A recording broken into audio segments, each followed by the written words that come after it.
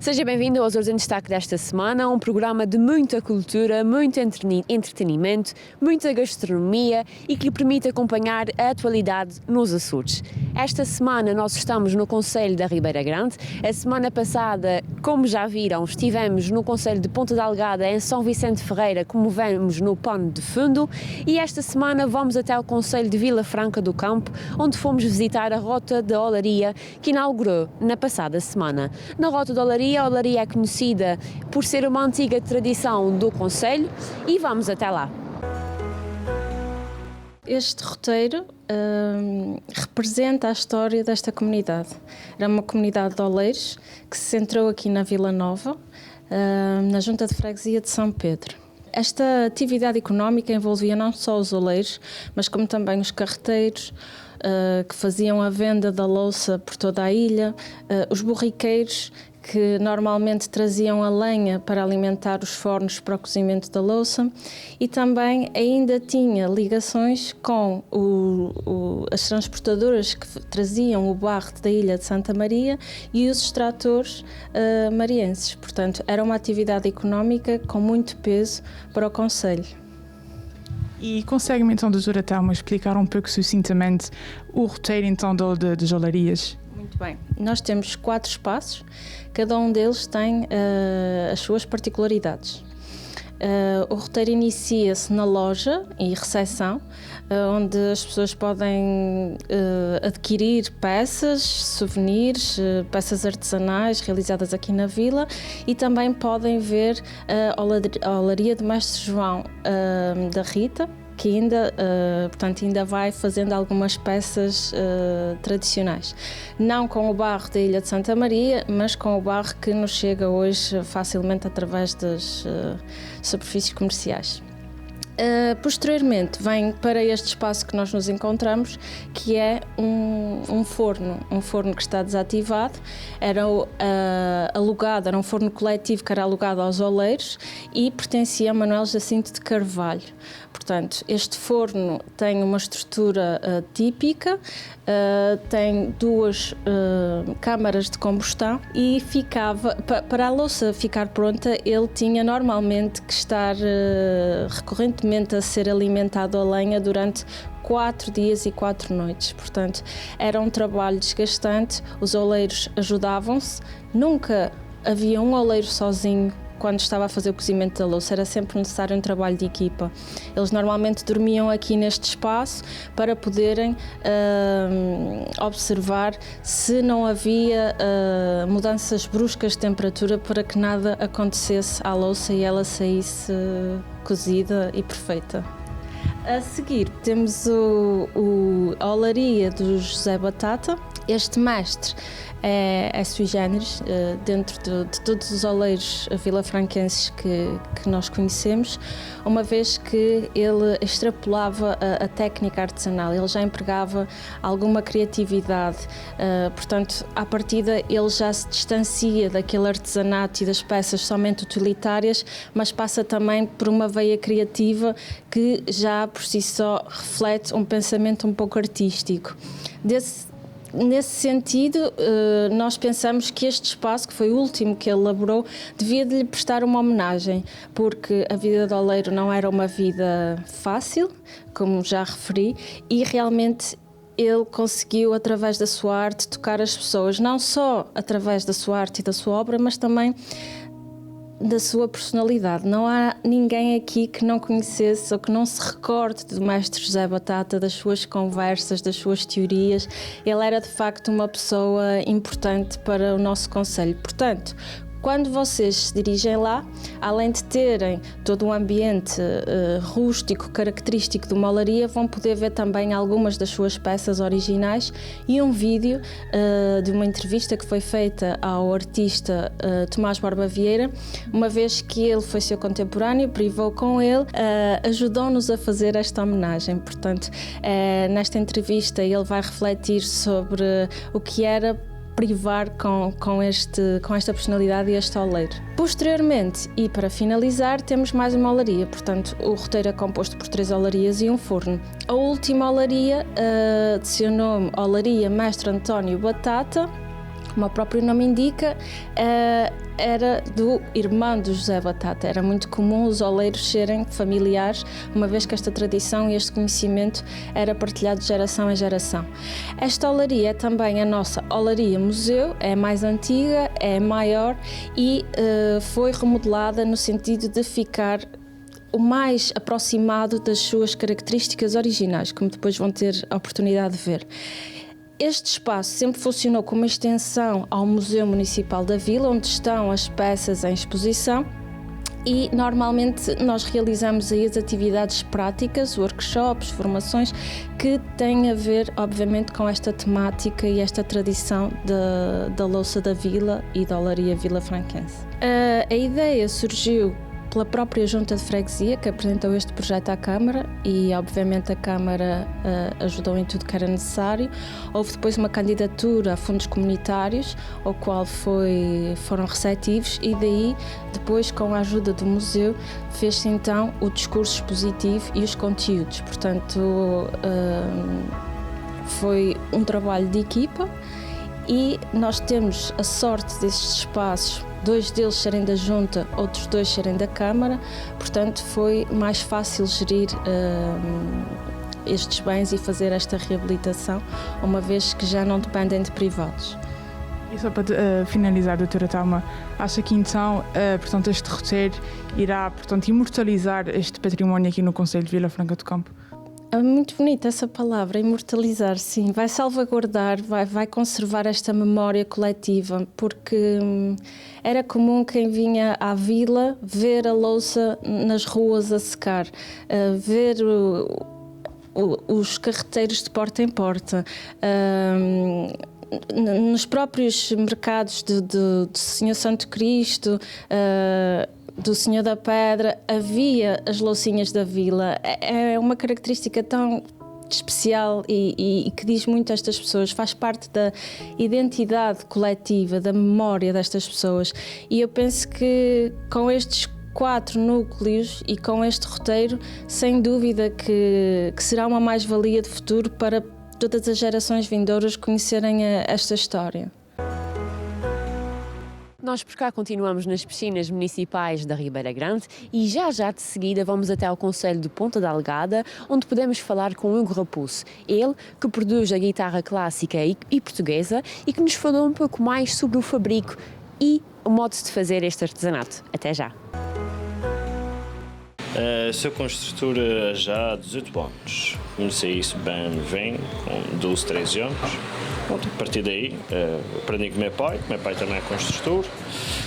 Pronto, fui aprendendo, trabalhando muito, né? São artes que a gente tem que se dedicar muito a isso. E também especializei-me lá fora no continente. Estive com o mestre Gilberto Grácio, que é da família Grácio, né? E pronto, tive lá uma especialização.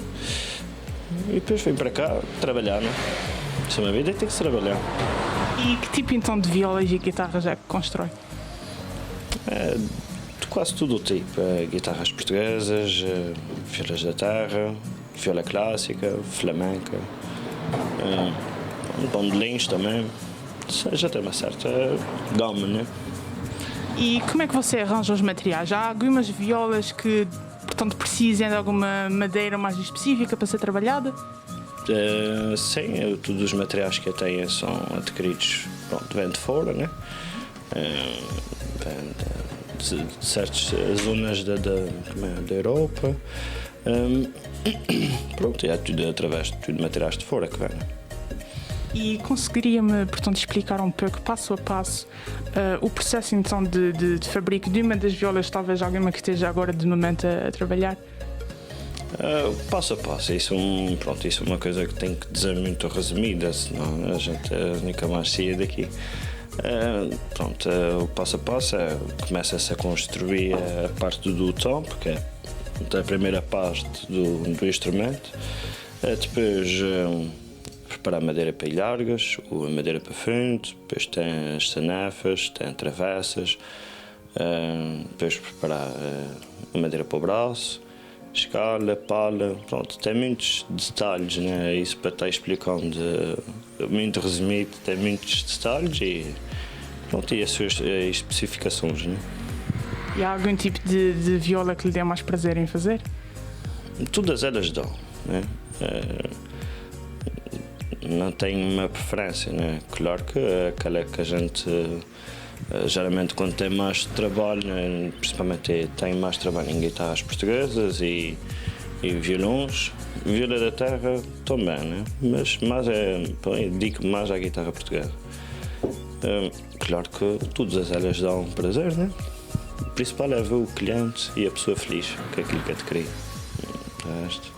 E em média, quanto tempo é que então leva a construir um destes instrumentos? Isso é muito relativo. Se fosse a construir um tubo de linha, né? Leva muito mais tempo. Para começar, os materiais são mais difíceis de criar, são mais caros. E a construção também implica certos outros cuidados que tem que se ainda respeitar mais e as coisas estão mais ao detalhe, né? Uma viola normal pode levar cerca de 2 meses e meio, uma normal, né? As outras, com mais especificações, pode chegar até aos 4, 5 meses, né? À vontade. E para além de você ser um mestre por trás da construção da guitarra, também é um mestre a tocá-la? Não. Tocar eu não sei tocar. Então você é mesmo só construir? Não é só construir. Eu tocar, toco umas casinhas, um lá, um sol, só para ver se o instrumento tem bom som ou não. Mas a música eu não sei tocar muito. Parece mentira, mas é a realidade. Eu dedico-me mais à parte de construção. O meu pai é que toca, né? Ele é que é músico, toca viola de fado e tem muita ajuda da parte dele nesse sentido, né? Que é muito importante. É o fundamental, né? E acha que este é um tipo de negócio que nunca irá morrer? Só morre se a gente quer. A gente tem que tirar tempo para tudo, né?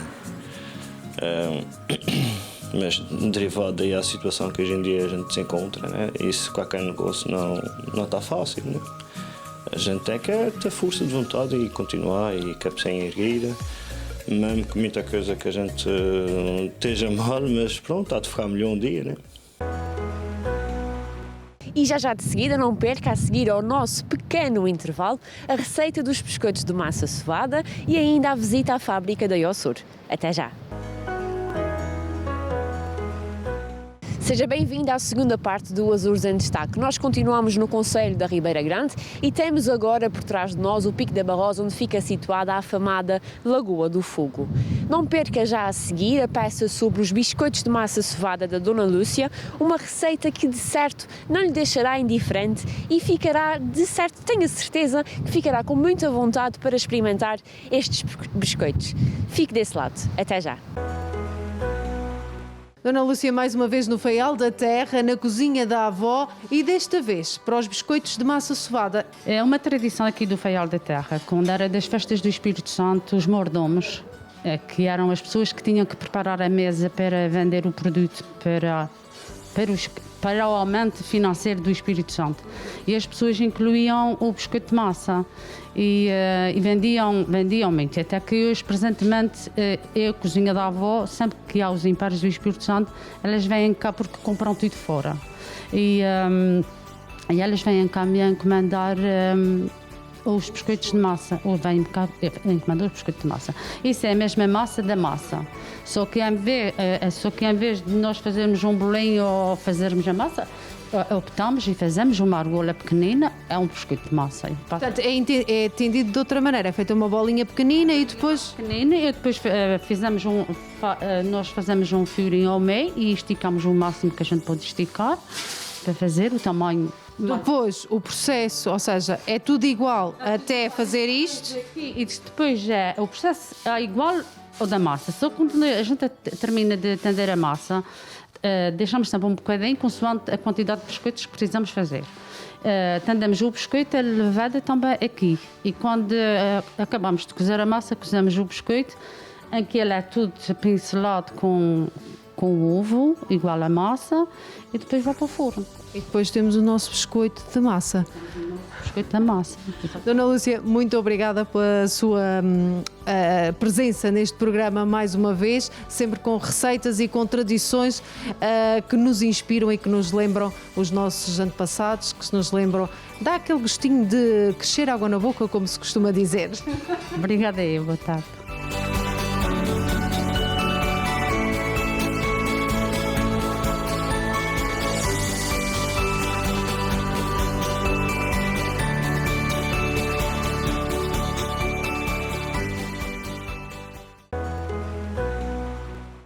Para além do mar imenso que nos rodeia, uma das nossas características aqui nos Açores é também a nossa pedra de basalto, que nasce, como sabe, a partir dos nossos vulcões e que é, na verdade, uma característica destas piscinas municipais no concelho da Ribeira Grande.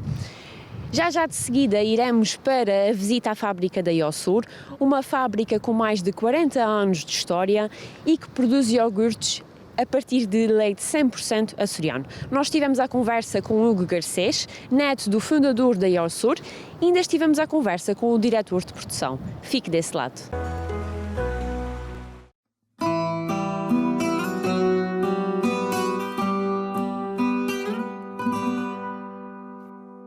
A Iossur começou num projeto em 1978, quando se formou esta empresa, e da qual depois evoluiu com uns sócios dentro de uma determinada família, que porventura é a minha família, a família Garcês, e que em parceria com uma outra pessoa que dá o nome à empresa, Garcês e Santos, que depois se formou esta empresa, este projeto que surgiu de uma ideia e de uma lacuna que existia na altura no mercado, com a utilização de laticínios dos Açores que eram tão apreciados e que continuam a ser, e que não existia ninguém com esta ideia dos iogurtes. E de facto o mercado dos Açores não tinha muito nenhuma alternativa deste género. Aliás, o consumo do iogurte era um consumo limitado na altura, não era tão conhecido, era um tipo de produto que se era feito, ou se existia aqui nos Açores, era feito em casa, nas iogurteiras, com a transformação do próprio leite em iogurte, no processo de transformação. Mas na altura surge esta ideia, que na altura foi criada principalmente pelo Sr. António Garcês, que teve esta ideia principalmente, e que na altura, que porventura é o meu avô, e que nessa altura decide formar a fábrica exatamente neste terreno que detinha, aqui em Rabo de Peixe.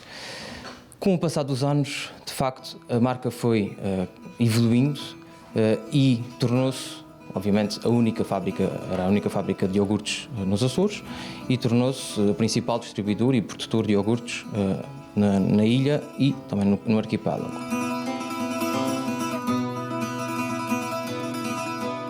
Nós vamos seguindo aquilo que é a tendência do mercado. Para além de querermos ser iguais a nós próprios, com os nossos iogurtes sólidos tradicionais que já temos desde sempre, desde a fundação desta empresa, nós vamos seguindo as tendências do mercado. A tendência em Portugal muitas vezes é o consumo dos iogurtes líquidos e, de facto, a Iossur tentou acompanhar essa mesma tendência e investiu nessa mesma tipologia de produto, que agora também faz parte do Cardex da empresa e da nossa capacidade produtiva. Mais tarde surgem os iogurtes gregos. Nós quisemos criar uma outra variante desta mesma tipologia de produto, sem querermos ser mais um dentro do mercado com a mesma tipologia, criamos os nossos gregos dos Açores.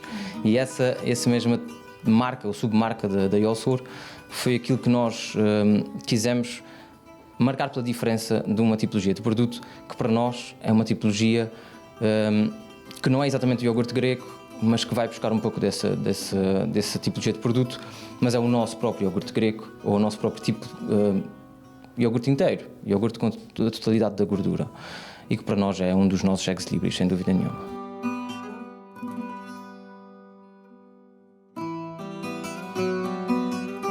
Queremos ir ao encontro daquilo que são as preocupações de hoje em dia de saúde, como por exemplo a lactose, onde nós vamos de facto lançar os iogurtes sem lactose, e ainda este ano de 2020.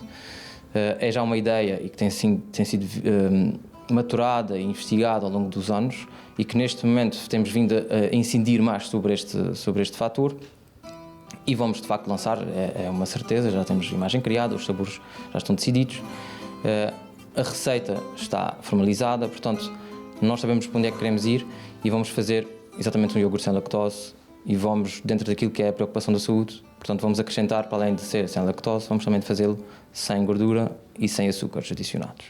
O iogurte natural não açucarado, portanto completamente natural, meio gordo, é de facto o que nós mais vendemos. Lançamos recentemente, e que chamamos dentro da panóplia dos iogurtes gregos dos Açores, um iogurte natural com um formato maior e que tem sido um sucesso brutal no mercado, porque de facto, cá está, segue um pouco da nossa filosofia, um pouco da forma como nós fazemos o nosso iogurte, mas em vez de a retirada da gordura, nós utilizamos o leite por inteiro, utilizamos a totalidade do leite. E com isto conseguimos um produto quase o mais natural possível. E esse produto está incrível, está de facto com uma qualidade magnífica.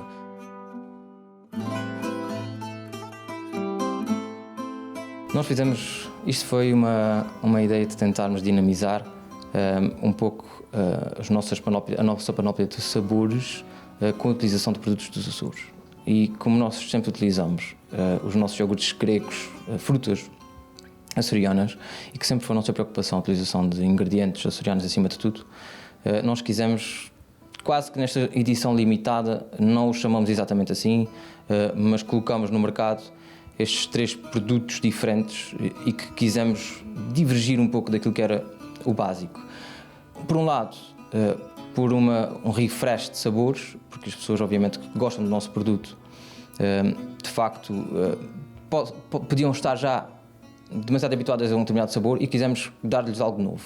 Para além disso, quisemos utilizar alguma açorianidade no meio destes produtos, ou seja, meloa de Santa Maria, que de facto não tínhamos e que acho que faria todo o sentido ter, e é um produto que ainda por cima se tornou IGP há relativamente pouco tempo, há creio 2 anos, se não me engano, mas que quando se tornou precisamente um produto típico dos Açores, acho que faria todo o sentido nós fazermos a junção com o nosso iogurte. E então fizemos precisamente esta parceria com a cooperativa de Santa Maria, que é a Agromariense, e nessa parceria estamos a utilizar de facto a meloa de Santa Maria IGP nos nossos iogurtes. Para além disso, o figo que tem muita produção aqui nos Açores, existe muita produção aqui nos Açores, e que achamos que jogava muito bem com o nosso iogurte, e a pimenta. E aí sim, a diferenciação completa. Que eu vou ser muito sincero, continuo a achar e ter muita fé que é um produto que poderá ser um dos favoritos para quem consome os nossos produtos. Não é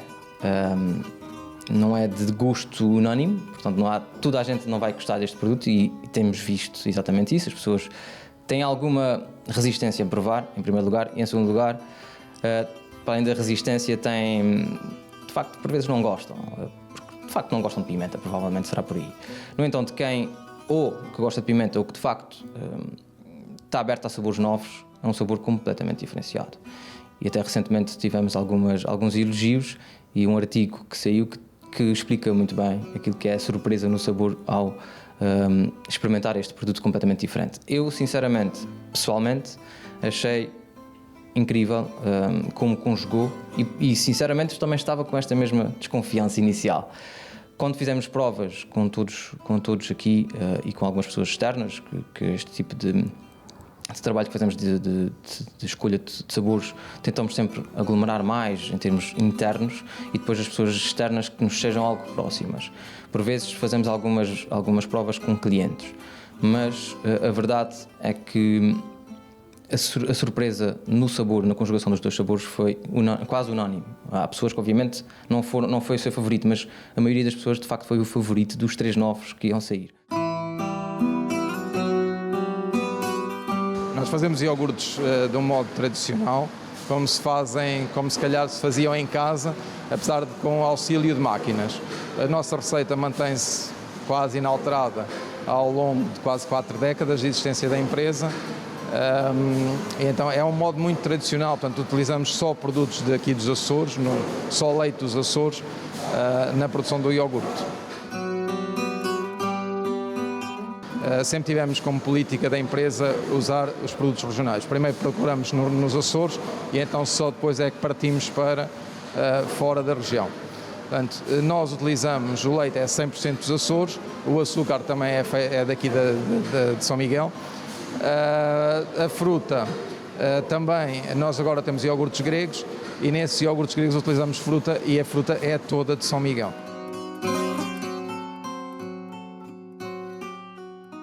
Nós temos uma parte que é a máquina que faz, temos uma hoje em dia temos, a empresa quando foi criada tinha apenas um tipo de produtos, que era os iogurtes sólidos, e eram feitos numa termoformadora. Essa máquina já não existe, foi remodelada, ela produzia 4 iogurtes cada vez, nós agora adquirimos uma nova, faz 8 iogurtes e forma o próprio copo. O processo, a máquina aumentou, mas é muito idêntica. Colocar o iogurte dentro é um processo manual, automático, mas depois tem a parte de rotulagem e essa parte é toda manual.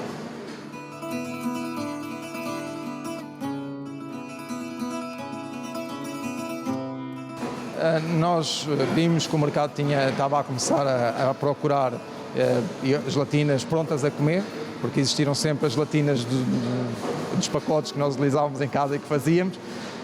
E nós vimos uma oportunidade de negócio também, porque a máquina era a mesma, deixávamos de ter um plástico do copo, em vez de ser branco, passava a ser transparente e vimos uma oportunidade de negócio nesta parte. Começámos por fazer uma receita, adquiríamos quase o pó como nós também em nossa casa fazemos, depois fazíamos todo o processo, era muito idêntico, o processo de produção da gelatina é tradicional. A gente aqui tenta fazer as coisas sempre um bocadinho ao modo tradicional. Hoje em dia não é o pacote, já o pó, utilizamos os ingredientes e somos nós que fazemos a nossa receita. Antes já nos vinha fornecida a receita, agora somos nós que criamos e juntamos todos os ingredientes. Mas fazendo da mesma forma, de modo tradicional, como parte de água quente, parte de água fria, como se faz em casa, como qualquer pessoa faz uma gelatina em casa. Só que em vez de ser numa taça grande, sem pacotinhos pequeninos.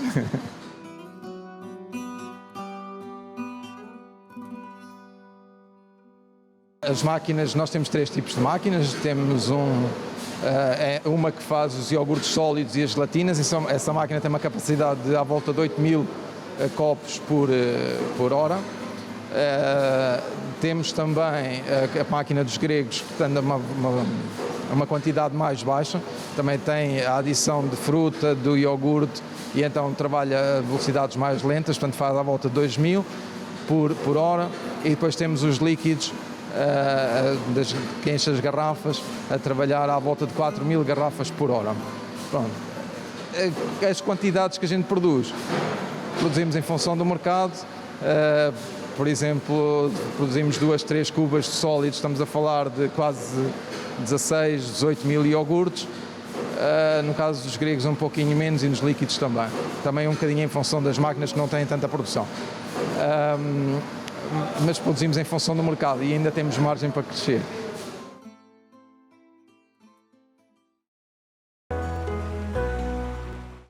Da nossa parte é tudo, já sabe. Se quiser entrar em contacto connosco, pode fazerdelo através de azuresendestaque@gmail.com. Se quiser visitar alguém que não sabe muito bem como é que está, se quiser visitar algum sítio de que tenha muitas saudades e se quiser até mesmo ver mais alguma receita, para além das tantas que nós já lhe trazemos todas as semanas. Fique desse lado, proteja-se, fique em casa, até para a semana.